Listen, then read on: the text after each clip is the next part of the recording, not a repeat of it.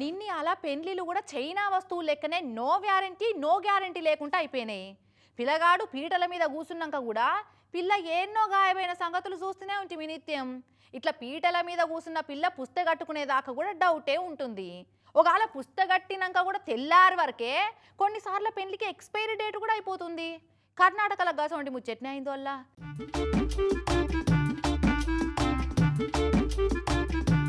పుస్తకట్టేయాళ్ళకు నాకు పెళ్లి వద్దని అందరికి షాక్ ఇచ్చింది కదా ఈ పెళ్లి పిల్ల. కర్ణాటకలో ఉన్న ఆసన్లు అయింది ఈ కథ. మంచిగానే పెళ్లి పెట్టుకున్నారు. పెళ్లికి ముందుగాలు ప్రీ వెడ్డింగ్ ఫోటో షూట్ అని కూడా చేసుకున్నారు. పెళ్లి ముహూర్తానికి ముద్దుగా తయారై కూడా వచ్చింది పిల్ల. ఫోటోలు దిగిరు, అంతా మంచిగానే ఉన్నది. తీరా పుస్తకట్టే టైం దగ్గర పడుతున్న కొద్దీ పిల్ల ఫేస్లో టెన్షనే కనిపించబట్టింది. సల్ల జంటలు పుట్టినట్టున్నాయి. అయ్యగారు తాలి పిల్లగానికి ఇచ్చి పిల్ల మెడల కట్టమని చెప్పంగానే ఇద్దరు మీదకు లేచిరు. కథ మీద నాకు ఈ పెళ్లి వద్దు, నేను ఈ పెళ్లి చేసుకోనని ఏడుసుడు పెట్టింది.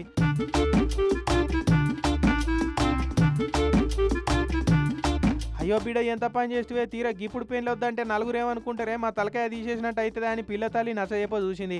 అయినా కూడా నేను ఈ పెళ్లి చేసుకోలేను, నాకు ఈ పెళ్లి వద్దు, దయచేసి నన్ను ఇడిచిపెట్టురని ఒక్కటే ఏడుసుడు పెట్టింది. ఇక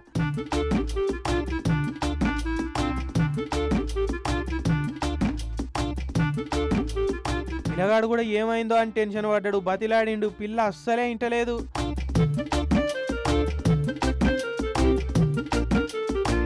అందరు గదరాయించి అడిగే వరకు నేను ఇంకో పిల్లగాన్ని ప్రేమించిన ఆయననే లగ్గం చేసుకుంటా, ఇష్టం లేని ఈ పెళ్లి చేసుకోలేనని చెప్పే వరకు ఇక పిల్లగాడు కూడా కళ్ళల్లో నీళ్లు తీసిండు. పాపం పుస్తల తాడు ఆనే పెట్టి ఏడుచుకుంటూనే మండపంలోకి వెళ్ళిపోయిండు. పెళ్లి పిల్లి ఇచ్చిన ట్విస్ట్కు పెళ్లి మీద ఆశలు పెట్టుకొని ఎన్నెన్నో కలలుగా అన్న పిల్లగాని గుండె మీద రోకలి బండి ఎత్తేసినట్టు అయిపోయింది.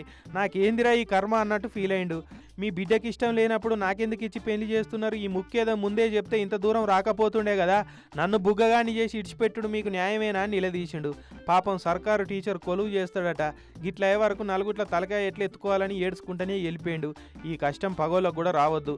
పెళ్లి అంటేనే బుగులు పడేటట్టు అర్రరు సినిమా చూపెడుతున్నారు కదా. ఆఖరి నిమిషంలో అద్దనేది ఏదో సూపులకు వచ్చినప్పుడే చెప్తే సినిమా స్టైల్లో ఇటువంటి ట్విస్టులు ఇచ్చే అక్కర ఉండదు కదా. ఇష్టం లేని దానికి లక్షలు ఖర్చు పెట్టి పెళ్లి మండపంలోకి తీసుకొచ్చేదాకా తెలియలేదా అనమ్మ? ముందుగాలే చెప్తే పిల్లగాని ఇజ్జతన్న దక్కేది కదా. ఇప్పుడు మందిలా బడిపంతులు తలకాయ ఎట్లా ఎత్తుకొని తిరుగుతాడని ముక్కిరుసుకుంటా పోయిరట పెళ్లికి పోయిన వాళ్ళంతా.